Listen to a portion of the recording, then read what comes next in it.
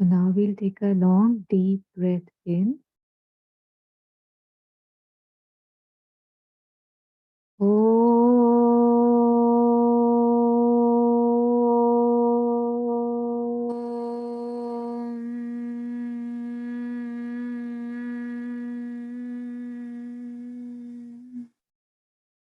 Another breath.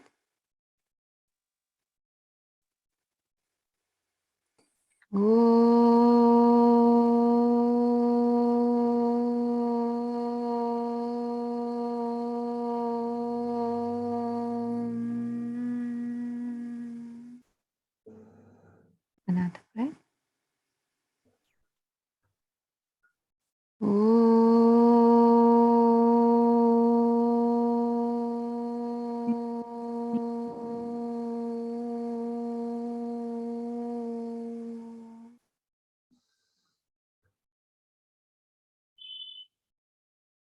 So chanting, as we know, is to repeat a word, a mantra, and mostly a divine's name continuously.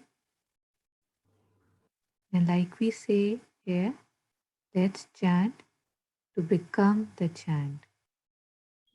Mother has said that, initially it's I who chant. And then with practice and sincerity, when we chant, the chant chants us. So, yeah, and I also found something that Mother had spoken specifically on the Om mantra. She says that, and an experience about that. She said that a mantra given by a guru is the power to realize the experience of the discoverer of the mantra. As in, the discoverer discovered something like, say, ancient Vedic rishis. They discovered something. And when we chant what they have asked us to chant or the mantras that they have created, we are able to experience what they experienced. So she said the power is automatically there because that sound contains the experience. Mother said that, she once saw she attended a gathering in Paris, and somebody like a rishi who was like, she didn't resonate with him too much. But the moment he uttered Om, that was the first time Mother heard the utterance of the word Om. She suddenly saw the entire room filled with light,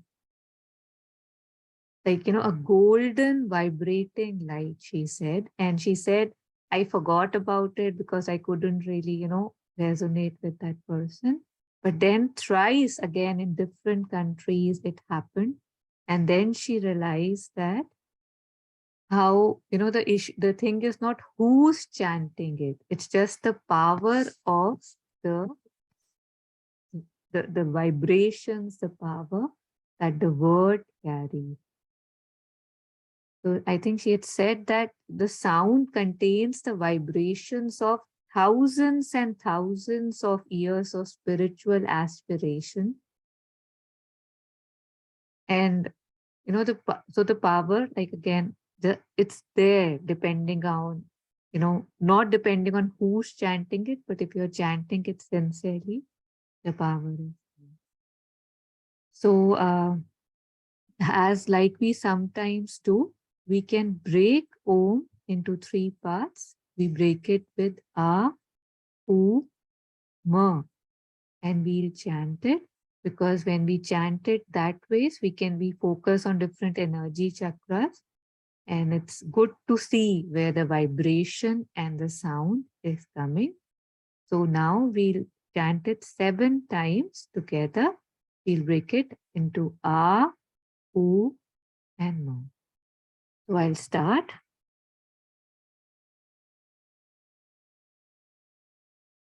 Auma.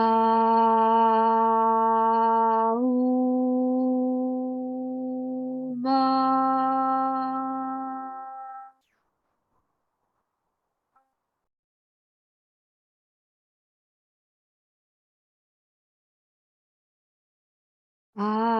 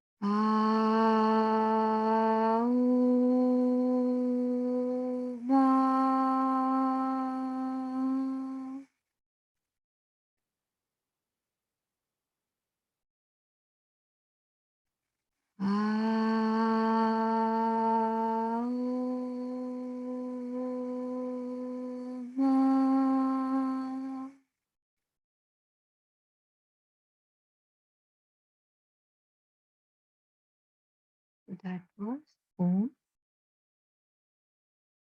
And if we do it with a little concentration, we can see the different chakras that are affected when we chant. So again, it is said that chanting can be done in 3 ways. The first way that most people begin is what we are doing right now, chanting loud, so that the voice can be heard. That is considered the most ineffective way of chanting, although it feels very powerful. But it's said that, because it kind of, you get lost in the senses again. What am I hearing? What am I saying? How's the voice coming? The quality and everything. The second type is when you say the word, I mean, when the lips are moving, but either the sound is not audible or there's no sound, but a lot of people like to move the lips. So that's the second type. And the third is, which you're just chanting inwards. Nobody can even know that you're chanting. It's like, and slowly they say, Mother says, in just 3 days, you can develop a parallel consciousness in which, the chant chants itself and you're doing your things and the chanting is happening. Just it's just happening in you. So it's so beautiful. So, we all know that the mind, our monkey mind, I know I like to say that again and again, but it's a good reminder. Like a monkey, our mind keeps thinking, thoughts, repeated patterns, past, future, so many things which really have no real value, no real truth. So instead of those thoughts, we tell the monkey that, hey, here, take this name, take this mantra, and now chant. So at least it's not, getting lost in the things which are not taking it anywhere. At least it will be concentrated on something which has the power to transform our consciousness. So last time I got a feedback that we felt a bit rushed. So I have extended the time from 30 to 45 minutes for this session.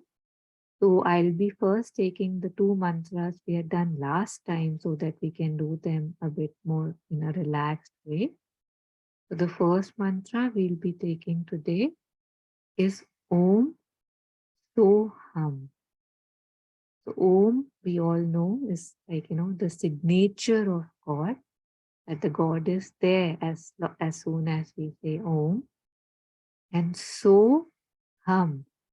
So means just like that, just like, similar, and hum. So I am that. So this is the mantra that basically, tells us, that makes us realize that oneness with the divine, that I am that. So hum. So I'll be playing the recording of Soham now. You can adjust your, the output, what you want. You want it loud, you want it softer. And I will highly encourage that you chant along with it. So we have taken it a lot of times before too. And we chant the mantra Om Soham.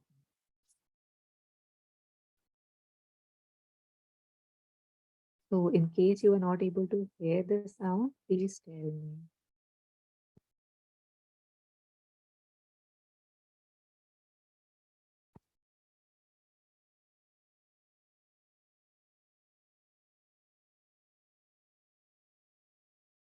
So we can say this at our own pace, or we can follow the chant and remembering to stay with the chant as much as possible.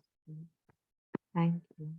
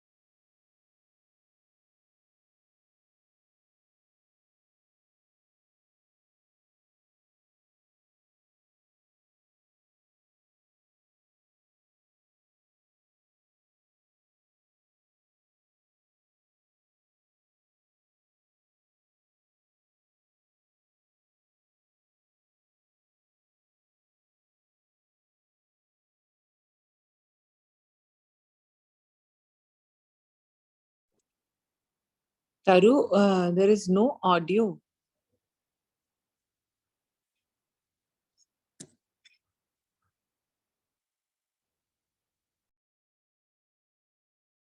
There's no audio. I'll share it again.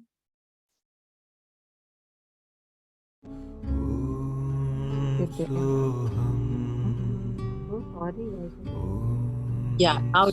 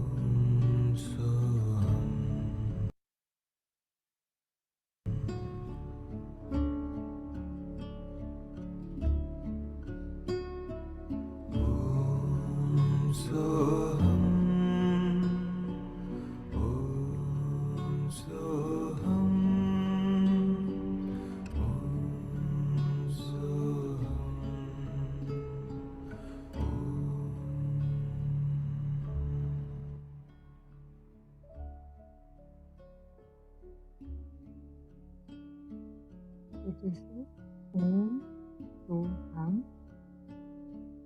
And just a reminder for all of us that chanting, just like meditation, demands full awareness and mindfulness.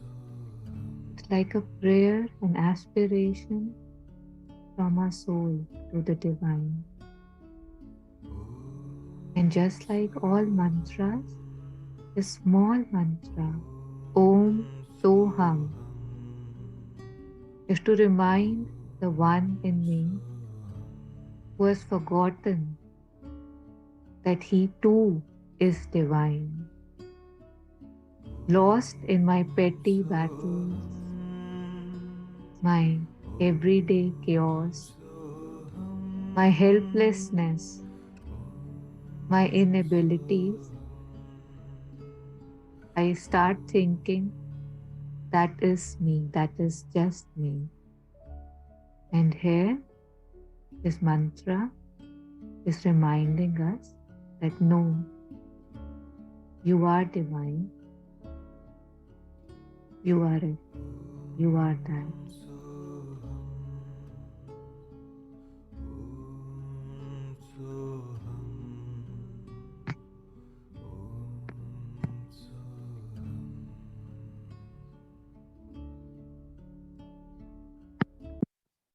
So I'll stop that mantra now.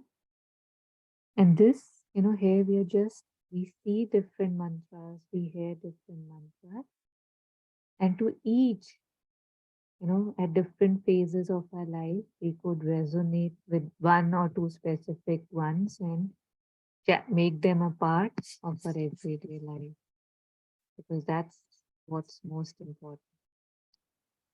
Because otherwise, of course, this time is too less.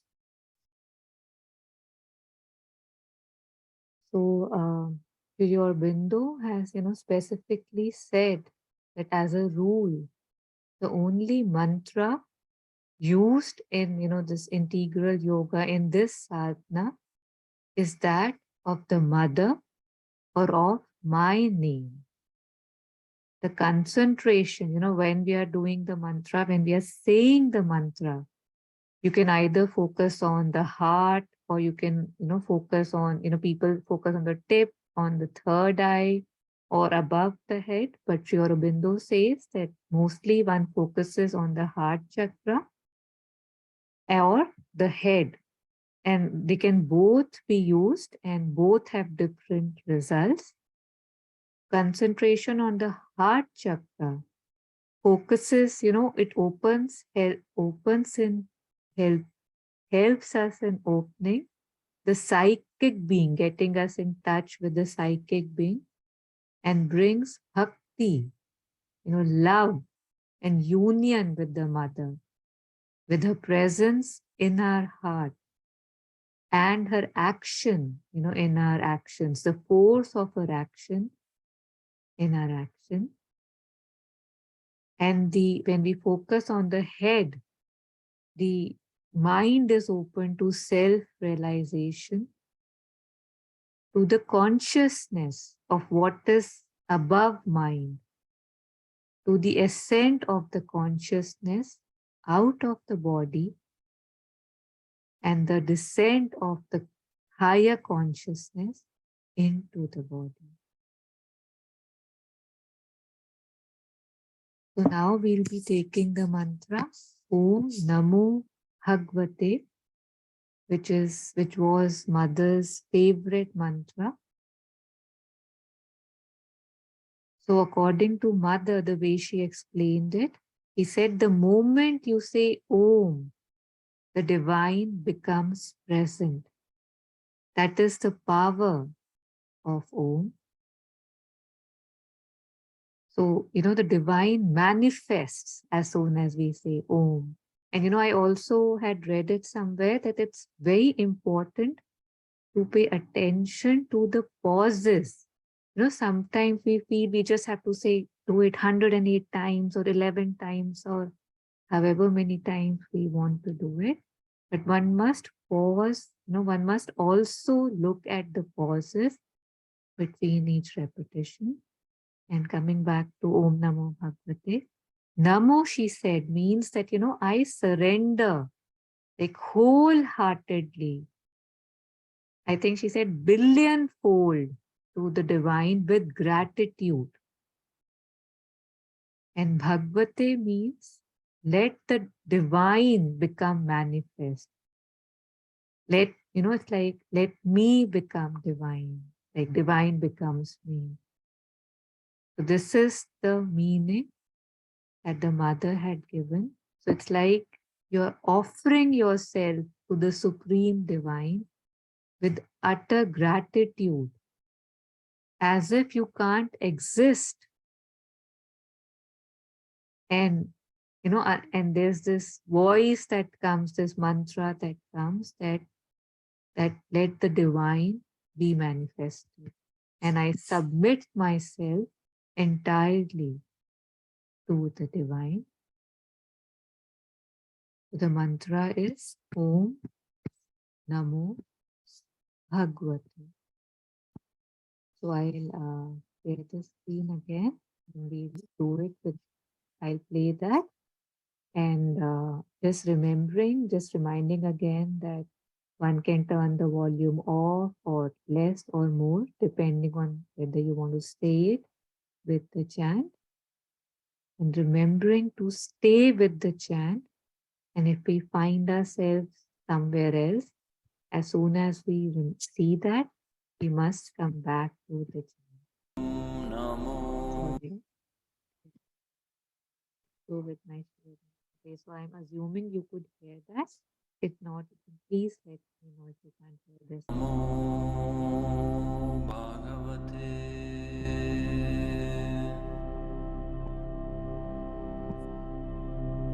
Om Namo Is it audible? Bhagavate.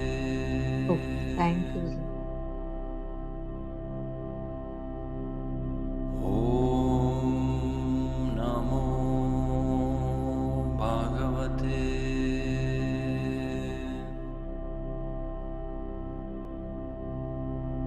Om Namo Bhagavate.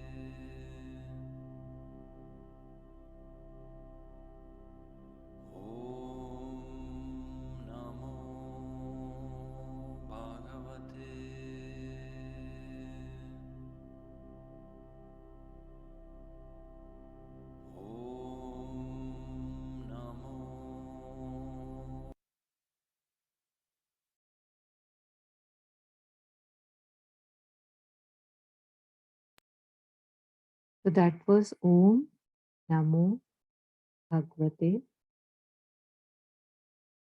So by Om, I call upon the divine. With Namaha, I offer myself with utmost gratitude at the divine's feet. And Bhagavate, I implore, I pray, I beg the divine to manifest in me and everywhere. So the mother, she said that, that before Sri Aurobindo had left the body, her mantra was this, "O Lord," and he would manifest within her. But once he left the body, when she said, "O Lord," you know, her own reference came to her. So that didn't make sense. So then she gave this mantra of Om Namo Bhagavate, because according to her, this is the only mantra that can help in physical transformation of the cells of the body. They can help in the rising of the consciousness of each and every cell of the body. So she said that the work of physical transformation that would have taken years and years was done in 1 month. She was able to do it by the repetition of this mantra, Om Namo Bhagavate. So for the subconscious, she said, this is a very, very powerful mantra. And for the physical transformation, for the things we don't even know that need to be transformed, they are transformed with the help of Om Namo Bhagavate. But just like everything in sadhana, chanting or Nam Japa also requires honesty, sincerity, effort, and practice. So we have to, if we resonate with chanting, make some time, and usually it's set a fixed time in a day for chanting and to do it as sincerely as possible. I remember when I was a child, the two main times are dawn and dusk. So at dawn, we were mostly sleeping, but at dusk, we were told to wrap up our rooms and games and quickly, we would all come together. Then I'm talking about when I was a child.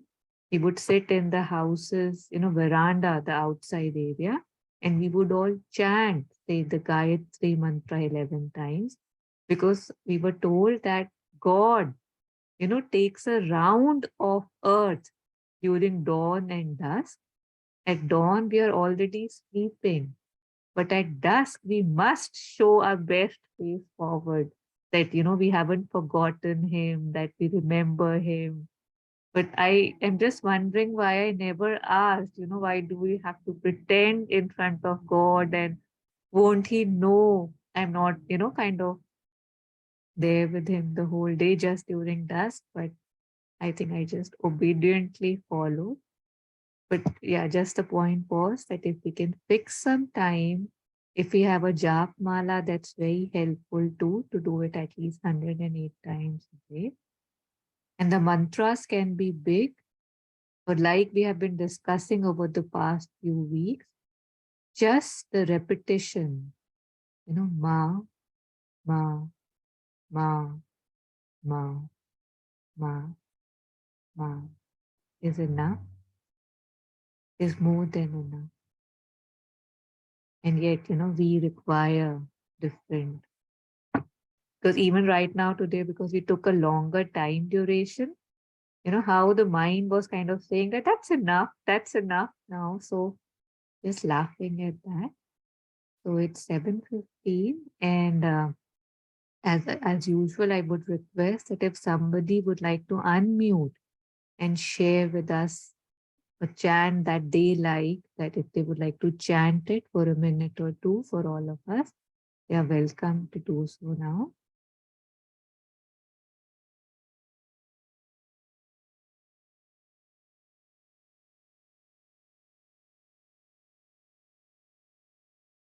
Okay, so we'll chant Astoma. I am assuming we are all familiar with that.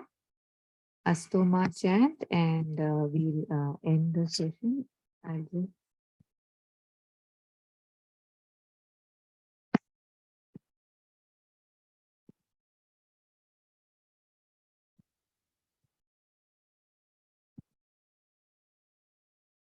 those of us who are not familiar with this chant. So we'll take a deep breath in and we'll say Om and start this chant.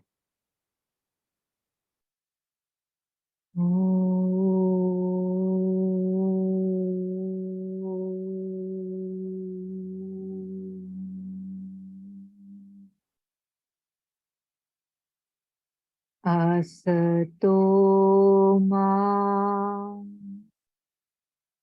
Tadgamaya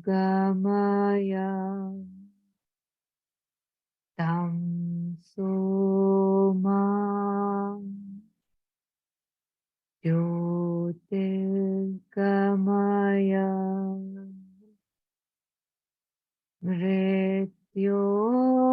Mrityoma Amritam Gamaya Om Shanti Shanti Shanti.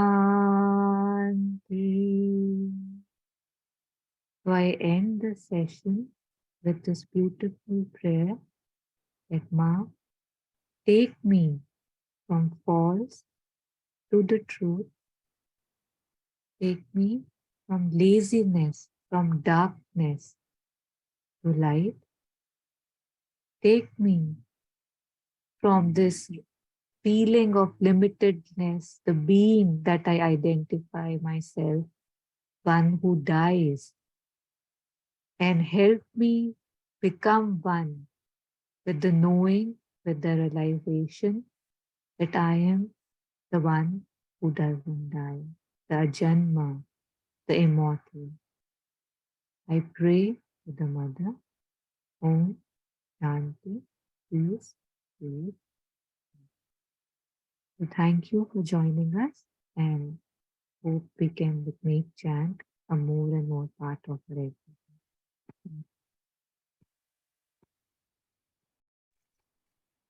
Thank you so much, Taru. It was very, very So beautiful. much. Thank you.